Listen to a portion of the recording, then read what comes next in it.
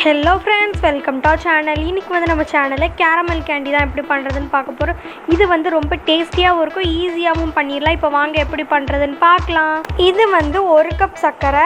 இப்போ நான் வந்து இதில் 1/2 கப் சர்க்கரையை மட்டும் சேர்த்துக்கிறேன். மீதி 1/2 கப் சர்க்கரையை நம்ம வச்சுக்கலாம். இப்போ இந்த சர்க்கரையை வந்து தண்ணி சேர்க்காம நல்லா கேரமலைஸ் பண்ணி எடுத்துக்கலாம். கலர் வந்து கொஞ்சம் சேஞ்ச் ஆகணும். இப்போ சுகர் வந்து நல்லா கேரமலைஸ்ட் ஆயிடுச்சு, எந்த கட்டியும் இல்லாமல். இப்போ இதில் வந்து 2 டேபிள் ஸ்பூன் தண்ணி சேர்த்து நல்லா மிக்ஸ் பண்ணி விட்டுக்கலாம்.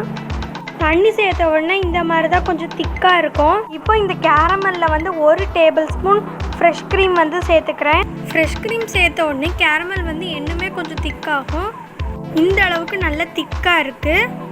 இப்போ இந்த டைமில் வந்து நம்ம எடுத்து வச்சுருந்த 1/2 கப் சர்க்கரையை சேர்த்துக்கலாம். சர்க்கரை சேர்த்துட்டு சர்க்கரை வந்து நல்லா கரையிற அளவுக்கு நல்லா மிக்ஸ் பண்ணி விட்டுக்கலாம். இப்போ சர்க்கரை வந்து நல்லா கரைஞ்சி இந்த மாதிரி திக்காக இருக்குது. இப்படி தான் இருக்கணும்.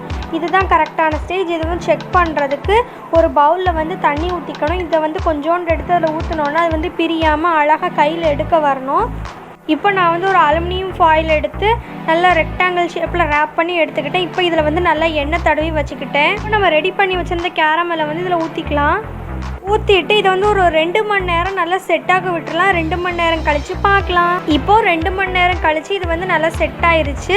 நான் இந்த பேப்பரை மட்டும் ரிமூவ் பண்ணிட்டேன். இப்போ இதை வந்து நான் பீஸ் போட்டுக்கிறேன். இப்போ நம்மளோட டேஸ்டியான கேரமல் கேண்டி வந்து ரொம்ப சூப்பராக ரெடி ஆயிடுச்சு. ரொம்ப டேஸ்ட்டாகவும் இருந்துச்சு. நீங்களும் கண்டிப்பாக வீட்டில் ட்ரை பண்ணி பாருங்கள். பாய் பாய்.